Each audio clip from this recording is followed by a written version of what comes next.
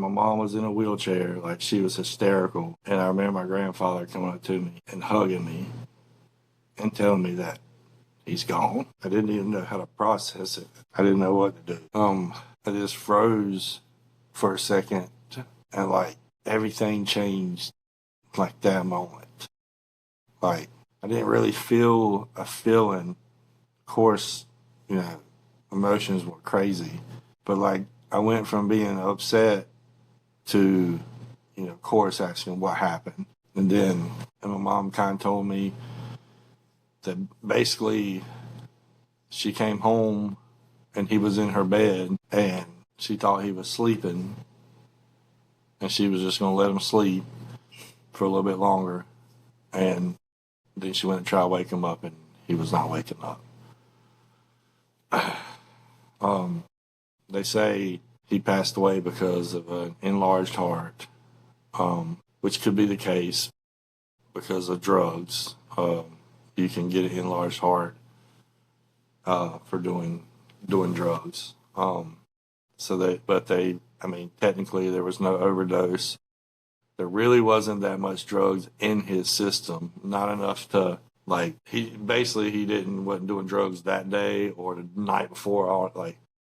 There was not much in his system that could have caused this. So they said that they ruled it as a enlarged heart, but it was caused because of drugs. It was just a better way of putting it.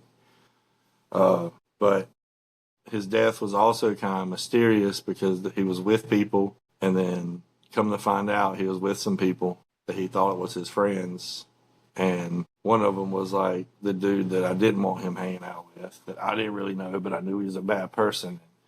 That's who my brother was running with, and he was basically getting my brother to do his dirt for him.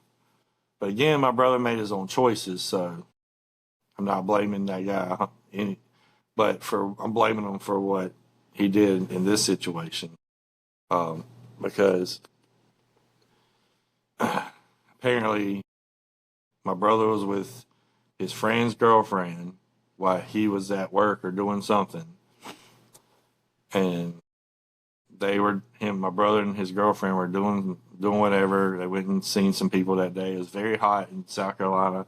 On those days, it's hot, it's really hot in South Carolina in July. And they went and played horseshoes. They wasn't doing anything. They wasn't drinking, nothing. They came home. I think they watched a couple movies, and they both were like, hey, I'm going to take a nap. So my brother's like, hey, he told her she can go lay in his bed, and he was going to go lay in my mom's bed. And that's what happened in the story. And that's true. That all happened. But come to find out later, when his best friend at that time supposedly came back to pick up his girlfriend, they realized my brother wasn't waking up, and they tried to wake him up and just left. And there was a cup of water or a glass of water beside his on the counter right before you walk in my mom's room that still had ice in it when she got home. So and the ice wasn't melted that much. So she was able, we figured out that it was about 45-minute span with that ice water. So they tried to give him water or something. I don't know. But they left him. Now, is that to say that something could have happened if they didn't leave him? No. It could have just, but it would have helped. I just don't know how you do that. So